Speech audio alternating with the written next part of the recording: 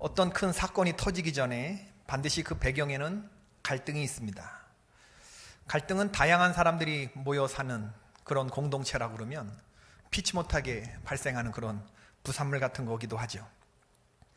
근데 갈등이 다양성이라고 하기에는 너무 주고받는 상처와 감정 소모가 크지요. 갈등은 마귀의 유혹이면서 동시에 하나님이 주시는 테스트일 수 있습니다. 갈등은 그냥 방치해 두어서는 안 됩니다. 건드리면 폭발할까봐 두려워서 가스를 누르는 뚜껑처럼 조심스럽게 살아간다고 해서 되는 일이 아닙니다. 그게 언제까지 그렇게 갈등이 폭발 안 하고 그냥 갈등이 있는 채로 묻어지면서 갈 수 있겠습니까? 언젠가는 터져요. 갈등을 묻어두고 가는 그런 어떤 그 긴장감보다는 신속히 갈등이 해결되는 공동체가 아름다운 공동체죠. 좋은 교회는 어떤 교회냐? 갈등이 없는 교회가 좋은 교회입니다. 할렐루야. 갈등의 요소가 있기 전에 먼저 서로 타협하고 해결하는 갈등이 없는 교회가 좋죠. 그러나 더 좋은 교회는 갈등을 잘 해결하는 교회가 훨씬 더 훌륭하고 아름다운 교회입니다. 해결하고 넘어가면 되는 겁니다. 갈등을 잘 극복하는 능력이죠. 성숙한 신앙인은 갈등을 잘 해결하는 그런 사람입니다. 미숙한 신앙인은 갈등을 증폭시켜요. 아무것도 아닌 문제를 가지고 큰 문제처럼 침소봉대하는 사람과 교회가 있는가 하면 큰 문제도 작은 문제처럼 잘 해결하는 사람이 있어요. 언젠가 장로교 목사들과 이야기를 나눈 적이 있는데, 감리교는 교회에서 불이 나면 어떡하니에요? 어떻게 해야 되죠? 담임 목사가 해야 할 일은, 교회에서 불이 났습니다. 담임 목사가 해야 할 일은 뭔가요?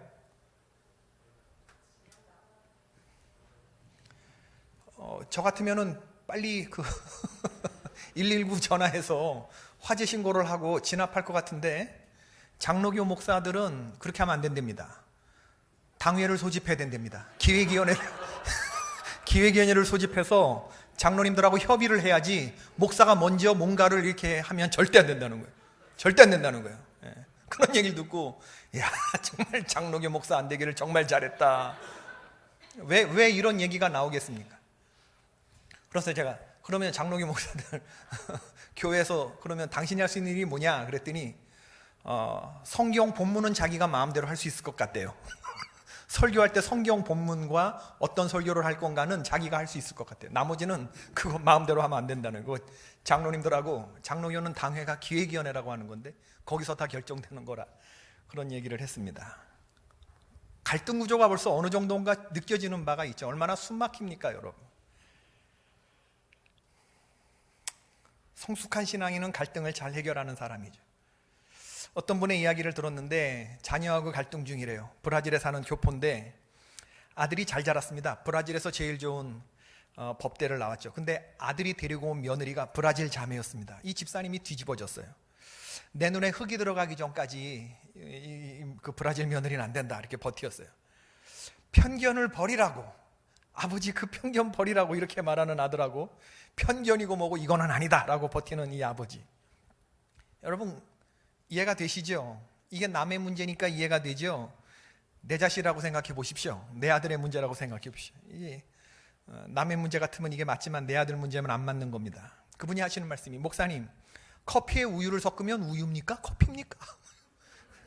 커피에 우유를 섞으면 그게 우유입니까? 커피입니까? 이렇게 얘기하는데, 그분 말을 들으면서 갑자기 이 얘기를 왜 하시나 하면서 누가 우유고 누가 커피인지, 커피가 좋다는 건지 우유가 좋다는 건지, 그럼 뭐가 더 나쁘다는 건지 짐작은 안 되지만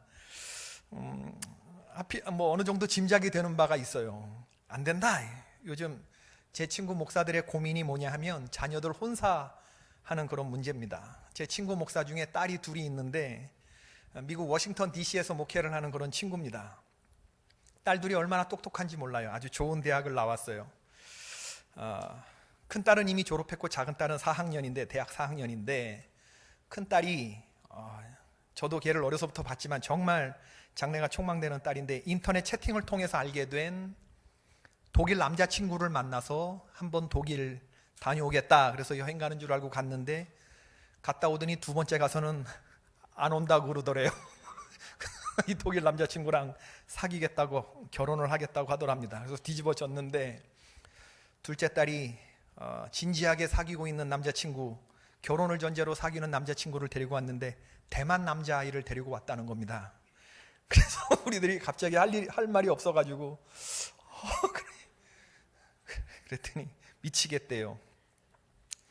그냥 사윗감이 독일 사람, 대만 사람이어서가 문제가 아니고 그냥 내 딸의 남자친구라는 사실 자체가 싫대. 자체가 싫대. 그래서 아직까지는 내가 딸에게 더 해줄 게 많이 있다고 생각이 되는데 왜 아무것도 해줄 것 같지 않은, 그리고 전혀 가진 것도 없어 보이는 그런 남자친구를 저렇게 좋아하는지 이게 헛똑똑이라는 생각이 들더라는 거예요. 이 딸들이 똑똑한 게 아니고 이게 다 헛똑똑이라는 생각이. 그러면서 안 되겠다 그러면서 딸들하고 지금 자기가 전투 중이다, 갈등 중이다 이러면서 버틸 때까지 한번 버텨보려고 그런다, 그런 얘기를 해서 제가 응원하겠다 그랬습니다. 여러분, 자녀들이 해외 나가서 오래 생활한 사람들이 공통적으로 겪는 그런 문제일 거라고 생각이 됩니다. 이번 라오스에 가서 이준상 선교사를 만났는데 선교사님 그런 말씀을 하셔요. 아들이 하나 있고 딸이 하나 있습니다. 일남 일녀가 있는데 아들이 라오스 여자와 결혼하겠다 그러면 흔쾌히 오케이 할 것 같대요. 왜냐하면 라오스 여자를 아니까. 얼마나 순종적이고 얼마나 생활력이 강하고 얼마나 자녀를 순풍순풍 잘 낳고 얼마나 자녀를 잘 키우는지 라오스 여자들이 그렇다네요. 그래서 만약에 자기 아들이 라오스 며느리감을 데리고 온다 그러면 자기는 아주 흔쾌히 예스. 그러나 딸이 라오스 남자와 결혼하겠다고 한다 그러면 결사 자기는 항전하면서 반대할 거래요. 왜? 자기 선교지고 15년 사역한 그런 내가 사랑하는 선교지이긴 하지만 라오스 남자들을 아니까. 하는 일 없이 빈둥거리고 생활력 없고 게으르고 이게 그냥 뭐 씨나 뿌릴 줄 알지 애 키울 줄도 모르는 아내에게 손찌검하는 것도 자기가 아주 다반사로 보았다, 그런 이야기를 하더라고요. 요즘에 귀에 들리는 얘기가 그런지 몰라도 자녀와 전투 중인 그런 부모들 얘기를 들으면서 저도 이제 조만간 닥칠 일인데 제가 독생자의 결혼에 바라는 기대를 한 단계 낮추었습니다. 예전에는 제가 아들이 오면 맨날 그랬어요. 야, 너 이제 며느리 데려가야 되는데 26에 결혼해야 되는 거야. 그래서 너 아빠가 목사인 거 아니야? 1908년 할아버지, 1938년 아버지, 1968년 너 1998, 너 2028년에 애 낳아야 되는 거야. 너 30에 분명히 아들 낳아야 되는 거다. 너 이거 패밀리 리니지를 너 루인시키면 안 되는 거야. 그리고 너 아빠가 아들이 둘 있어도 내가 너한테 이렇게 치사한 얘기 안 한다. 아빠는 며느리하고 얘기하면서 시아버지의 이 정밀하고 내밀한 감정을, 여러분 제가 얼마나 델리킷한 사람입니까? 얼마나 섬세하고 센시티브해요. 내가 이런 감정을 영어로가 아니라 나는 한국말로 나누고 싶다, 그렇게 얘기를 했는데 지금은 애들 얘기를 들어보면서 한 계단 내려섰습니다. 사랑하는 아들아, 아빠는 며느리가 한국말 잘하는 것까지 바라지 않는다. 그냥 한국에만 데리고 와라. 한국에만 데리고 와라. 여러분, 살아가면서 크고 작은 갈등 상황들을 우리가 많이 겪습니다. 어떤 건 갈등이 아닐 수도 있어요. 근데 오늘 우리들이 읽은 이 사도행전 15장, 이거 진짜 갈등이에요. 이거 진짜 갈등입니다. 어떤 내용이냐면 사도행전 15장은 터닝 포인트인데 예루살렘 사도회의가 나와 있는 부분이잖아요. 이건요 그냥 개인적으로 발생하는 그냥 그렇게 작은 문제가 아니라 이건 온 교회의 파급이 될 수 있는 아주 첨예한 쟁점을 가지고 있는 그러한 지금 문제, 그러한 갈등이 지금 안디옥 교회에서 벌어지고 있는 겁니다. 엄청난 갈등의 소지가 지금 일어난 거예요.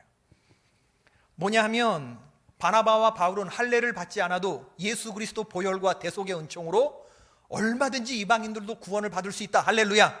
이렇게 가르쳤는데 오늘 본문에 보니까 어떤 사람들이 유대로부터 내려와 형제들을 가르치되 15장 1절에 보니까 이 사람들이 뭐라고 가르쳤냐 하면 모세의 법대로 할례를 받지 아니하면 능히 구원을 받지 못한다, 이렇게 얘기했단 말이죠.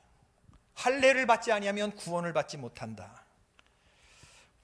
여러분, 욕심이 이기심을 자극해서 나오는 거 갈등인데 이건 나쁜 갈등이죠. 그냥 나쁜 갈등. 내가 잘못한 것을 아는 어떤 사람이 그 잘못을 회개하고 뉘우치면 그 갈등은 저절로 해결될 수 있어요. 욕심으로 인해서 어떤 한 사람의 과도한 주장으로 만들어진 갈등이라 그러면 그 나쁜 당사자가 회개하면 돼요. 그렇지만요, 어떤 갈등은 확신과 소신으로부터 말미암은 갈등이 있습니다. 이 확신과 이 소신을 부정한다는 것은 내가 지금까지 살아온 나의 인생 전체를 내려놓는 것과 똑같은 거기 때문에 이걸 포기할 수 없는 거예요. 유대로부터 내려온 어떤 형제들이 말한 건 뭐냐면 본인들이 그렇게 믿는 겁니다. 유대교 크리스찬, 예수 그리스도의 복음을 알지만 저변은 하나님이 이미 모세의 율법으로부터 내려온 율법에 명한 할례를 받지 아니하면 구원을 받지 못한다고 정말 이 사람들은 믿었던 거예요. 이단으로서가 아니라 여러분 당시 시대적인 상황이 그랬다는 것을 염두에 둘 필요가 있습니다. 당시 초대 기독교는 유대교의 한 분파로 이해가 되었고 이방인 크리스찬이 개종했다고 하는 것은 당시 유대교 사람들에게는, 유대교 크리스찬들에게는 뭐라고 받아들여졌냐면 유대교 신자가 되는 것으로 받아들여졌다고요. 결코 가벼운 문제가 아닙니다, 여러분. 그러니까 이들은 안디옥 교회 성도들에게 자신들의 믿는 바를 가르쳤는데 구원은 십자가 은혜로만 받는 것이 아닙니다. 우리 조상 중에 모세라는 사람이 있는데 하나님께서 그분에게 수유한 율법이 있었고 이 율법은 우리는 수천 년 동안 지켜온 사람들입니다. 이방인 여러분들이 예수 그리스도를 믿고 다 좋지만 그러나 이 할례는 하나님의 백성이 되었다고 하는 확실한 징표가 되기 때문에 할례를 반드시 받아야만 구원을 받게 됩니다. 진실로 성령이 임하고 구원의 역사가 완성되려면 우리 유대민족이 받았던, 유대민족이 섬기는 하나님, 그 하나님의 아들, 우리 민족이 받았던 그 할례를 여러분도 받아야 구원을 받을 수 있습니다. 이렇게 가르친 거예요. 이렇게 가르친 거예요. 여러분, 구원의 확신을 가지고 있는 사람에게 당신 그렇게 믿으면 구원받지 못한다 이렇게 가르치는 건 그 사람의 구원관을 근본적으로 흔드는 것이 되기 때문에 이게 위험하고 이게 무서운 것이죠. 유대로부터 내려온 사람들의 가르침은 바울과 바나바의 가르침에 정면으로 반하는 그런 가르침이었어요. 중대한 도전이었죠. 이로 인해서 안디옥 교회에 적지 않은 소동이 일어났을 것으로 짐작이 됩니다. 예루살렘 교회의 공식적인 파송을 받고 온 사람도 아니었어요. 이 15장 1절에 나오는 어떤 사람들이라고 하는 거. 사도행전 15장 24절에 보면 그걸 짐작하게 해줍니다. 사도행전 15장 24절. 들은즉, 읽어봅시다. 시작. 들은즉 우리 가운데서 어떤 사람들이 우리의 지시도 없이 나가서 말로 너희를 괴롭게 하고 마음을 혼란하게 한다 하기로. 문제가 다 해결되고 난 다음에 그 다음에 이제 교회 공식적인 문건에 나타난 안디옥 교회에 가서 어지럽게 이렇게 흔들어놓은 사람들은 어떤 사람들이냐? 우리의 지시 없이 나갔다는 거예요. 예루살렘 교회에 사도의 지시 없이 나가서 말로 너희를 괴롭게 했다는 건데, 공식적인 파송을 받지 않은 이 교사들인 사람의 가르침에도 안디옥 교회가 요동을 쳤다는 거예요. 이런 가르침이 바울과 바나바의 심기를 건드렸습니다. 그래서 안디옥 교회 안에서 적지 않은 요동이 일어났다고 했죠. 그만큼 이 할례의 문제가 당시에 너무나 중요했다는 것입니다. 우리 생각에 바나바와 바울의 영향력 정도라면 이런 문제는 쉽게 정리가 됐을 것 같은데, 진화가 되었을 것 같은데 그러지 않았어요. 결론이 나지 않았습니다, 여러분. 그만큼 이 할례의 문제가 뜨거운 감자였기 때문에 바울과 바나바와 같은 사람이 나타나서 진화해도 교회의 파송을 받고 오지 않은 어중이 떠중이 어떤 사람인지도 모르는 그런 사람의 이런 주장이 교회 안에서 쉽게 가라앉지 않았다는 거죠. 이 문제는 종교적이고 문화적이고 민족적이고 신학적인 문제라 몇몇 사람들이 다수결로 결정할 수도 없는 일이었습니다. 그래서 안디옥 교회 성도들은 바울과 바나바와 성도 몇 사람을 예루살렘에 있는 사도와 장로들에게 보내기로 작정했죠. 바로 여기에 교단의 중요성이 있습니다. 개교회가 신앙적으로 흔들릴 때, 혼란이 일어날 때 이것을 컨트롤할 수 있는 공인 상위 기관이 있어야 됩니다. 이단들은 이게 싫어서 자기들이 나가는 거예요. 위에 컨트롤을 받지 않기 위해서 뛰쳐나가는 것입니다. 그래서 독립교회를 하는 거예요. 여러분, 우리 개포교회는 가장 작은 단위의 당회라고 하는 조직이 있습니다. 교회의 조직이죠. 그리고 구역회라고 하는 조직이 있어요. 이거보다 조금 더 상위의 기관은 이런 개포교회와 같은 교회들이 20개, 30개 모여있는 디스트릭트라고 하는 지방회 조직이 있습니다. 개교회는 지방회의 의장인 감리사님의 컨트롤을 받게 되어 있어요. 그리고 이런 지방들은, 한 80개 지방들은 전체 800개 교회들, 지방들이 여러 개가 모여서 하나의 애니얼 컨퍼런스를 만듭니다. 이 연회라고 하는 조직이 있어요. 연회의 수장은 감독님이시죠. 연회의 의장은. 그렇기 때문에 각 지방들은, 교회들의 연합인 지방을 또 컨트롤 하시는 분은 감독님이 계시고, 이런 애뉴얼 컨퍼런스들이 지금 13개가 있고 11개가 있고, 그 위에 The President of the Bishops' Council, 감독회장이 있는 겁니다. 가장 최고의 수장이 있고. 이렇게 교회에서 일어나는 일들은 감리사님의 치리를 받고, 지방에서 치리가 안 되는 일들은 연회 감독님에게 치리를 받고, 감독님에게서도 치리가 안 되는 문제들은 더 상위 기관인 총회의 치리를 받게 되는 거예요. 제너럴 컨퍼런스. 이런 절차들이 있는데, 이런 게 없이 개교의 목사가 함부로 떠드는 일을 컨트롤할 수 없다 그러면 이게 문제가 되는 거죠. 바로 이 문제를 해결하기 위해서 예루살렘 교회로 형제 몇 사람을 파송하기로 했다는 거예요. 근데 여러분 생각해 보세요. 바울과 바나바가 할례를 받지 않으면 구원을 받지 못한다, 이런 말도 안 되는 일을, 이걸 해결하기 위해서 지금 어느 교회로 가요? 예루살렘 교회로 가요. 예루살렘 교회는 어웨이예요, 홈 경기예요? 어웨이 경기, 어웨이 경기. 사도 바울과 바나바가 가르치는 바는 할례 받지 않아도 얼마든지 예수 그리스도의 보혈의 공로로 구원받을 수 있다는 것인데, 예수 그리스도 십자가만으로 부족하다, 할례를 지켜야 한다, 율법을 지켜야 한다, 이런 얘기를 하려고 지금 이 할례와 율법의 총본산이 있는 이스라엘의 예루살렘으로 가는 거예요. 이거 페어해요, 언페어해요? 적군을 우리 홈으로 불러들이는 게 유리해요, 아니면 우리가 가는 게 유리해요? 대답해 보세요.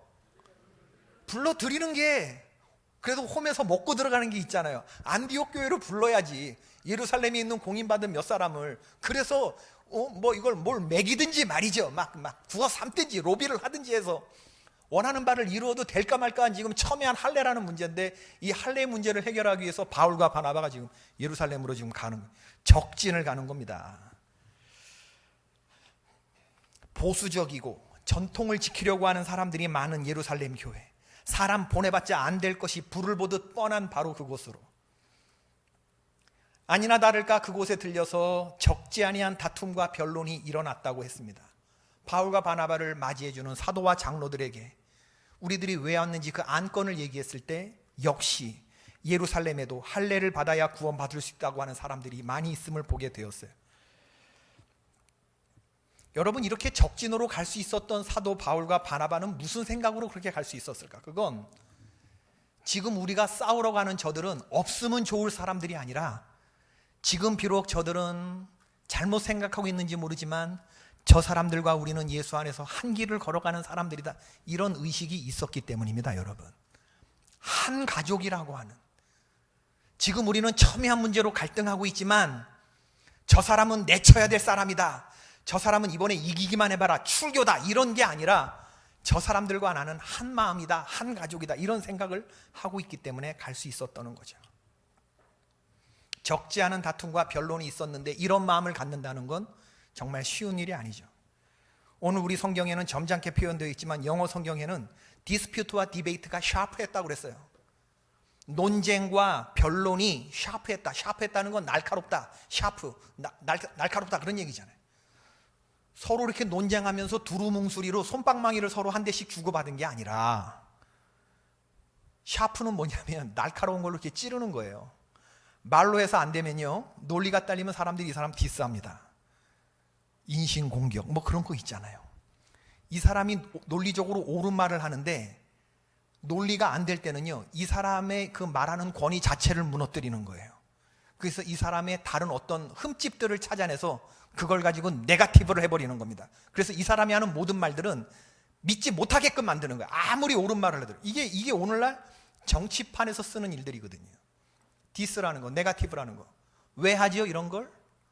워킹하니까, 먹히니까. 찌르는 거거든요. 상대방을 깊이 샤프하게 찌르는 거예요. 자격 시비 걸어가면서, 모르긴 몰라도 정통성 시비 걸어가면서, 바울, 너가 무슨 사도야? 네가 무슨 자격이 있어서 여기 왔지? 아무 소리 하지 마. 자격이나 갖추고 와. 이렇게 말하는 순간에 사람들은요, 바울이 어떤 말을 하든지 다시 보게 되거든요. 자격을 갖추지 못한 사람으로 확 그의 권위를 허물어뜨리니까. 이런 일들이, 새로울 것 없는 이야기들이 당시에도 많이 오고 갔겠다. 이게 갈등이거든요. 그러면 이런 얘기를 들으면 사도 바울 마음속에서는 무엇이 올라왔을까? 상종하고 싶지 않은 인간들, 비난, 경멸, 담쌓기, 무시, 책임전가, 이런 것들이 슬슬 마음속에서 뿜어내기 시작하는데, 바로 이런 감정에 휘둘려서 마음 닫고 주저앉으면 그것처럼 마귀가 기뻐하는 일이 없다는 것입니다. 바울과 바나바가 얼마나 힘들었겠어요. 한번 생각해 보세요. 스데반의 박해로 인해서 정말 고향을 등지고 간 어떤 사람들이, 유대인의 회당들에게만 복음을 전하는 사람들이 많았는데, 그 중에 어떤 사람들은 그 장벽을 뛰어넘어서 헬라인에게도 예수 그리스도의 복음을 전하였고, 그 결과 안디옥 교회가 섰고, 그리고 목회자 없이 선 아름다운 교회가 바울과 바나바를 초청해서 바나바 가서 보니 너무나 아름다운 교회였고, 바나바가 바울을 초청해서 안디옥 교회에서 수년간 봉사했을 때 안디옥 교회가 점점 흥황하는 교회가 되었어요. 이건 누구의 수고와 땀이었어요? 바울과 바나바의 땀으로 일군데, 어느 날 갑자기 유대로부터 내려온 사람이 되지도 않는 걸 가지고 지금 갖고 와가지고 우리의 반대되는 그런 신학적인 토의를 가지고 회중들을 어지럽혀 놓았단 말이에요. 얼마나 속이 상하겠습니까? 내가 수년 동안 일군 이것들을 하루아침에 흔들어 버리는, 이거 사탄의 자식이라고 생각할 수도 있었지만 그 모든 것들을 지금 누르면서 지금 바울과 바나바는 예루살렘으로 올라가요. 올라가는 마음을 보면요, 마음에 쓴 것이 하나도 없고 상처들 하나도 안 받은 것 같아요. 3절을 읽어볼까요? 15장 3절의 말씀 시작. 그들이 교회의 전송을 받고 베니게와 사마리아로 다니며 이방인들이 주께 돌아온 일을 말하여 형제들을 다 크게 기쁘게 하더라. 마치 소풍 가는 것처럼 가벼운 마음으로 1차 전도여행에서 하나님이 우리에게 베풀어 주신 일들을 예루살렘을 향해 가는 그 여정 속에서 만나는 사람들에게 나누며 기쁘게 걸어갔다. 기쁘게 걸어갔다. 아, 이거 속 없는 사람들 아니야? 우리 같으면 올라갈 때 바울과 바나바와 형제들이 전략을 짰겠죠. 내가 이렇게 얘기하면 너가 이렇게 어시스트해. 내가 의장 그러면 너는 이렇게 나와서 이렇게 해. 뭐 이런 거 의논하는 것 같지 않겠어요? 아, 죄송합니다. 예. 제가 너무 세속적인 거에 케이스에 밝아서 우리 성도들은 전혀 그런 거 모르는데, 이런 거 알려주면 안 되는데 회의가 진행되면 어떤 안건에 대해서 내가 이렇게 발언하면 넌 이렇게 발언하고 넌 이렇게 하고, 이런 전략을 짜면서 이렇게 했는데 그러지 않았어요. 그저 성경에 보면 하나님이 자기들과 함께 계셔 행하신 모든 일, 하나님이 자기들과 함께 계셔 행한 모든 일에 대하여 간증하며 기뻐하며 올라간 길이었다는 거예요. 할렐루야. 아, 얼마나 아름다운지. 이제 예루살렘 회의가 이루어졌는데 많은 변론이 오고 간 후에 베드로가 일어나서 말합니다. 베드로가 예전에 성령의 환상을 보고서 이방인 고넬료 가정에 세례를 베풀었던 일이 있었죠. 근데 그 일을 하고 난 다음에 예루살렘에 보고했을 때 할례자들이 베드로를 공격했던 적이 있어요. 이게 사도행전 11장 2절과 3절입니다. 시작. 베드로가 예루살렘에 올라갔을 때에 할례자들이 비난하여 이르되 내가 무할례자의 집에 들어가 함께 먹었다 하니. 그런데 베드로가 여기에 대해서 뭐라고 대답하냐 하면, 바로 그런 말로 하기로 하면 무할례자의 집에 들어가지 않는 이런 정통성으로 말하자면 나는 죄인 중에 괴수인데, 나는 더없이 완고한 유대인이었는데 성령의 행하시는 역사를 보고 성령이 고넬료 가정에 임하는 것을 보니 내가 어떻게 성령의 역사를 막을 일이 없었다. 이러면서 차근차근 성령의 역사를 가지고 반론을 제기했을 때 베드로가 마지막에 뭐라고 말하냐면, 하나님께서 이방인에게도 생명 얻는 회개를 주셨다. 할렐루야. 하나님께서 이방인에게도 생명 얻는 회개를 주셨다. 그렇게 말한 베드로가 오늘 다시 목소리를 높입니다. 본문 8절부터 11절 시작. 또 마음을 아시는 하나님이 우리에게와 같이 그들에게도 성령을 주어 증언하시고 믿음으로 그들의 마음을 깨끗이 하사 그들이나 우리나 차별하지 아니하셨느니라. 그런데 지금 너희가 어찌하여 하나님을 시험하여 우리 조상과 우리도 능히 매지 못하던 멍에를 제자들의 목에 두려느냐. 그러나 우리는 그들이 우리와 동일하게 주 예수의 은혜로 구원받는 줄을 믿노라 하니라. 아멘. 구원은 오직 믿음에 의해서 결정되는 것이지 전통이나 민족에 의해 차별을 통해 있는 것이 아니다. 따라서 유대인들이 갖고 있는 배타적인 선민의식이나 우월감은 지양되어야 한다. 어느 누구나 유대인이나 헬라인이나 아니면 다른 이방인이나 전부 다 하나님 앞에서 동등하다. 나는 그것을 내 눈으로 보았다. 근데 우리가 유심히 살펴볼 건 뭐냐면요, 오늘 본문에 보면 베드로의 변론을 보자면 공의회가 소집된 것은 사실 안건이 뭐 때문이었죠? 할례 문제입니다. 할례 문제. 근데 할례 문제에 대한 대답을 하고 있지를 않아요. 베드로가 다루고 있는 부분은 할례 문제와는 직접적인 연관이 없고, 베드로 사도행전 15장의 베드로의 발언을 보면 할례 문제를 거론하는 게 아니라 이방 선교의 정당성에 대한 것만을 지금 거기에 초점이 두어져서 말하고 있어요. 이것은 무엇을 짐작케 하느냐? 아마 유대인 가운데에는 회의 진행 도중에 할례 문제가 아니라 이방 선교 자체에 대해서 부정하고 있는 사람들이 공격이 심했던 것 같아요. 할례 문제는 차치하고 나서 복음이 이방인에게 전달되는 것이 합당하냐 맞냐 그것부터 결정하자, 이렇게 말하는 사람이 있었다는 거죠. 할례 받지 아니한 이방인들에게 무슨 구원이 임한단 말이냐? 예수의 십자가 구원은 할례 받은 우리 유대인들 가운데서만 이루어지는 기쁜 소식인 것이다. 바운더리를 좀 작게 하자. 할례를 받지 아니한 이방인들을 대상으로 선교하는 것은 헛수고다. 이렇게 얘기하는 사람들이 있었기 때문에 바울이 할례 문제를 이야기하는 게 아니라 이방 선교의 정당성부터 지금 얘기하고 있는 거예요. 베드로의 논점은 유대인 자신들조차 매지 못한, 우리 조상과 우리도 능히 매지 못하던 멍에를 제자들의 목에 두려느냐? 조상 때부터 지금까지 우리조차도 완벽하게 지키지 못한 율법을, 우리도 자신 있지 못한 그 율법을 이방인들에게 우리가 그들에게 주어 괴롭게 하려고 하느냐? 이렇게 말하는 거예요. 그러면서 사도행전 15장 11절에 베드로의 결론, 그러나 우리는 그들이 우리와 동일하게 주 예수의 은혜로 구원받는 줄을 믿노라. 아멘. 아멘. 베드로의 이런 연설 뒤에 바나바와 바울의 선교 보고가 이어집니다. 어떤 것을 했겠어요?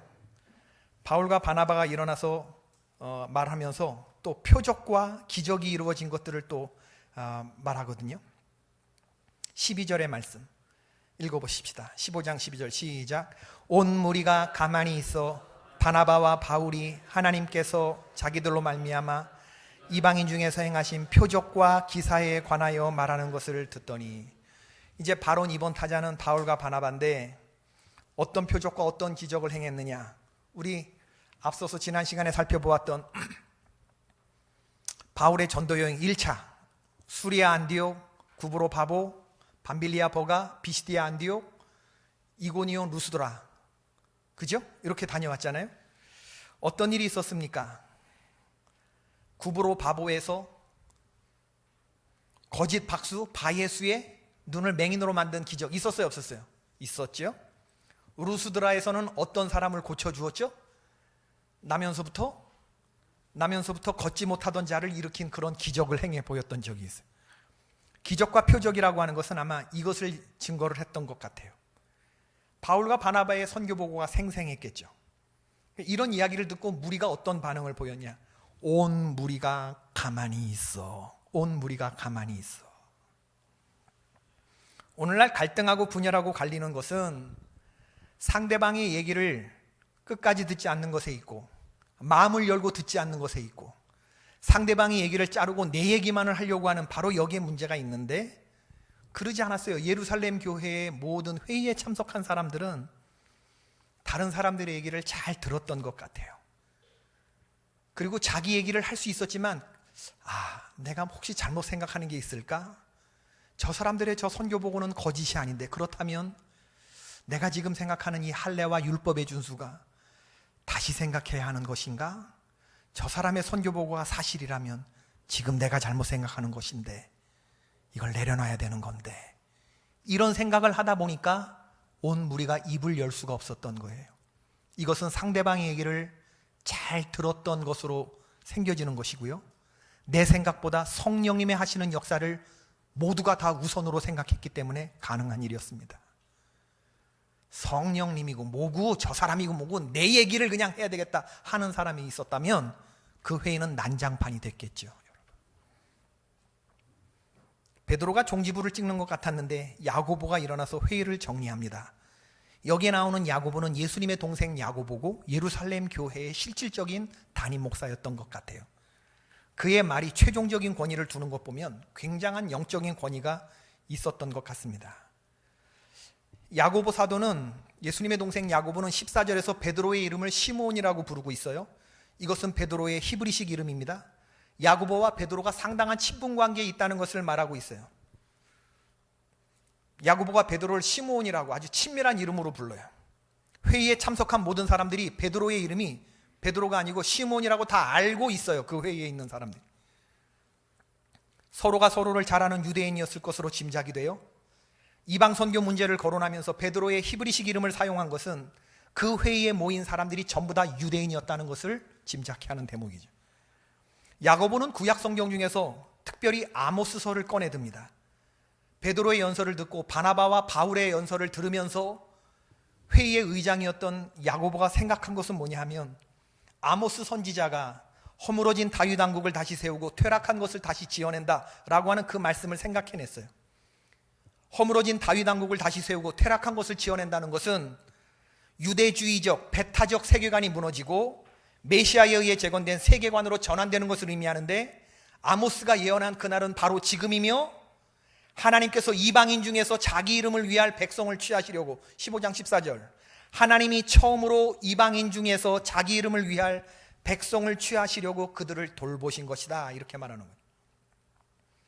다윗의 무너진 장막을 다시 짓게 되는 목적이 모든 이방인들이 주를 찾도록 하는 것이 있음을 강조하면서 이방인들이 기독교 되는 게 구약의 아모스 예언의 성취인 것을 말하고 있는 거죠.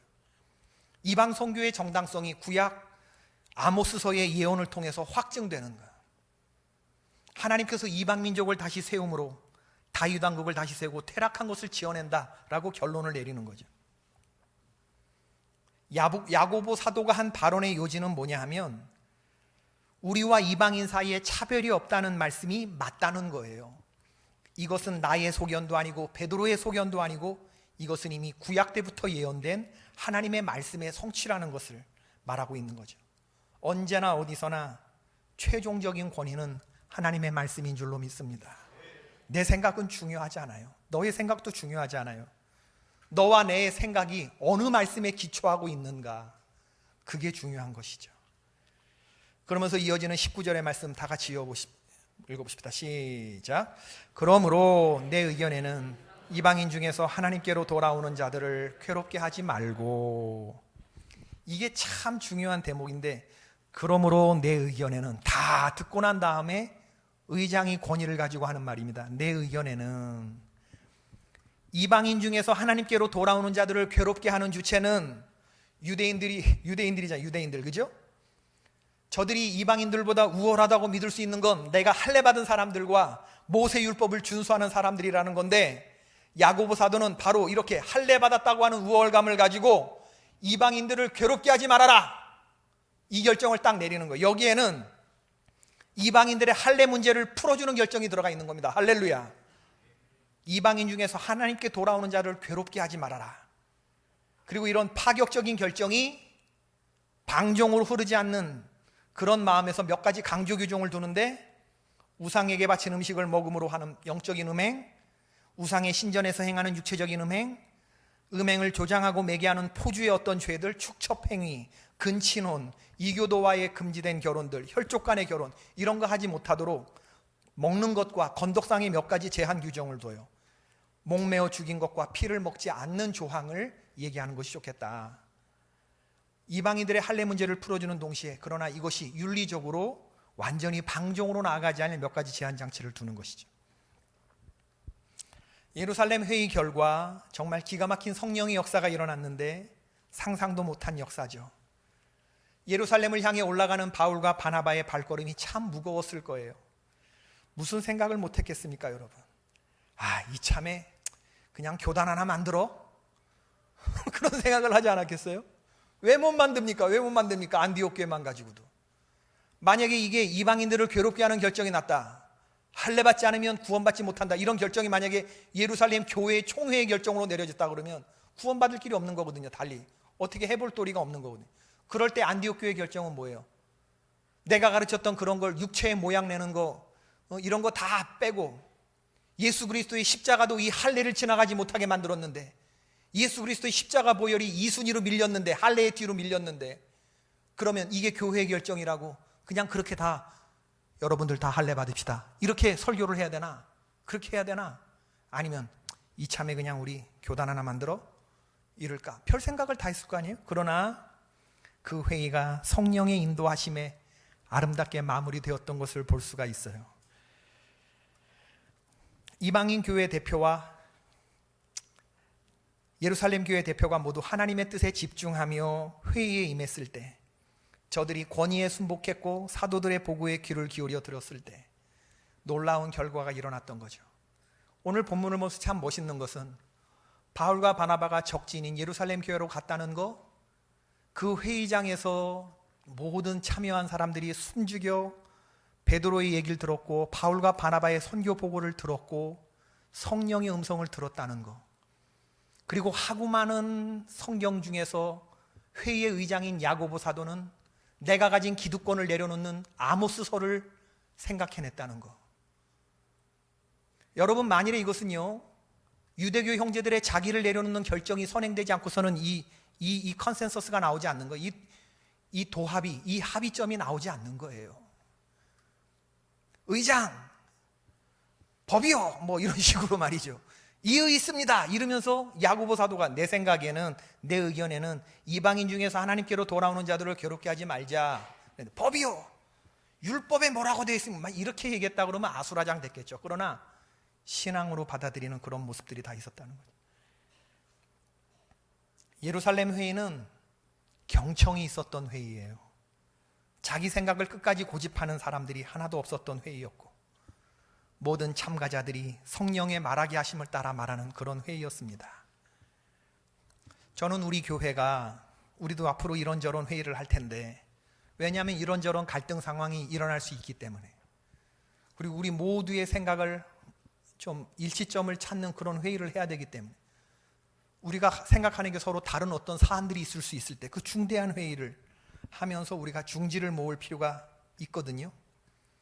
바로 그럴 때 오늘 예루살렘 회의 사도행전 15장을 우리가 넘어설 수 있게 되기를 주의 이름으로 축원합니다.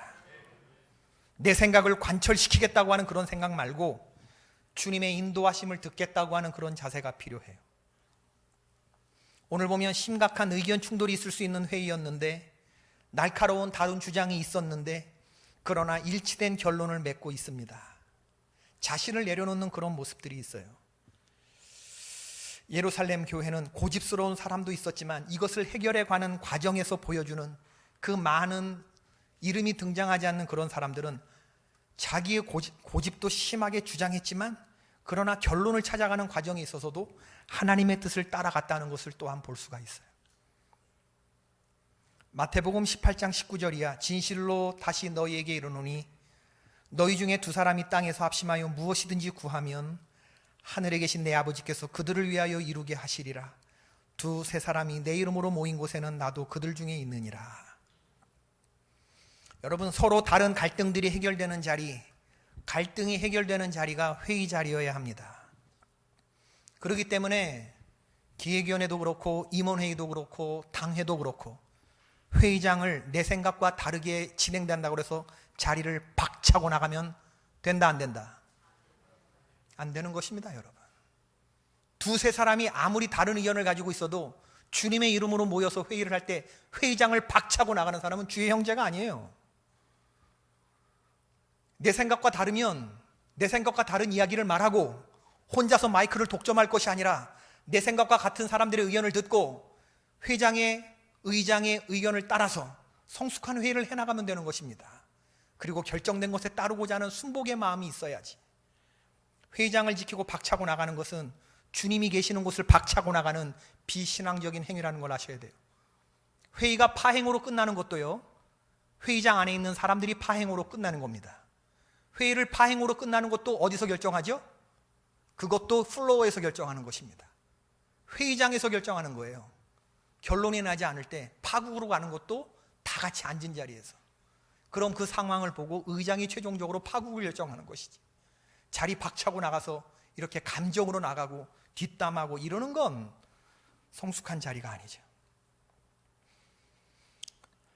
대단한 권위를 가진 사람들이 서로 자기의 주장을 하기로 했으면 파당을 일으킬 만한 선동적인 발언을 할 수도 있었을 텐데, 오늘 본문에 보면 이 회의에 참가한 사람들이 한결같이 차분해요. 한결같이 차분해요. 상대방의 이야기를 경청해요. 그리고 매우 질서 있는 모습을 보여주고 있어요. 우리는 예루살렘 총회를 통해서 배워야 합니다. 7절 말씀에 많은 변론이 있은 후에 베드로가 일어나서 말했다고 했어요. 13절 말씀에 바나바와 바울의 선교 보고가 있은 후에 야고보가 회의를 종결했다고 했어요. 회의에 임하는 자세와 문제 해결 과정의 이 프로시저를 보면서, 과정을 보면서 성숙함을 우리가 배울 수 있어야 됩니다.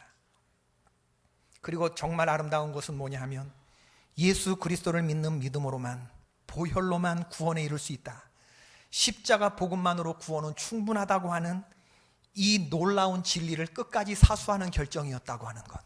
할렐루야. 할례나 율법이나 이런 것을 더 전면에 내세운 것이 아니라 예수 그리스도의 십자가 보혈이 최고라고 하는 이런 진리를 사수했다고 하는 것.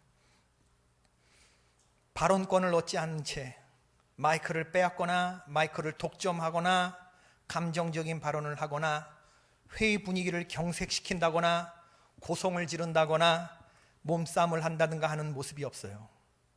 논의의 중요성만큼이나 논의를 이끄는 발언자들에 대해서 예의를 갖추고 있고, 결국에 하나님의 뜻이 관철되는 성숙한 성도들의 모습을 오늘 초대 예루살렘 공의의 모습이 보여지고 있는 것이죠. 주님의 뜻에 자기의 생각들을 다 쳐서 복종시켰다고 하는 것. 이건 너무나 아름다운 모습인 것이죠. 우리는 주님의 몸된 공동체의 일원입니다. 내가 마치 모든 것을 다 알고 있는 듯이 행동하는 것은 하나님이 기뻐하지 않으셔요. 나 혼자만 제갈량이 아닙니다. 나만 다 알고 있는 것 아닙니다. 다른 사람의 생각이, 침묵하는 다수가 나보다 생각이 모자라서 가만히 있는 것 아닙니다. 하나님의 교회는 나보다 중요하기 때문에 침묵하고 있다고 하는 것을 우린 들을 필요가 있죠. 하나님의 교회에서 역사하는 성령의 역사심을 바라보십시다. 성령의 역사심보다 더 큰 소리를 내지 않는 우리 모든 성도들 되기를 주의 이름으로 축원합니다. 고정관념과 선입견을 넘어서 하나님의 일하시는 것을 보고 하나님이 선교하시는 방식에 귀를 기울이며, 어떤 일이 있어도 예수 그리스도 십자가보다 더 중요한 것을 앞세우지 않는 그런 멋진 신앙의 공동체를 저와 여러분이 이루어갈 수 있게 되기를 주님의 이름으로 축원을 드립니다.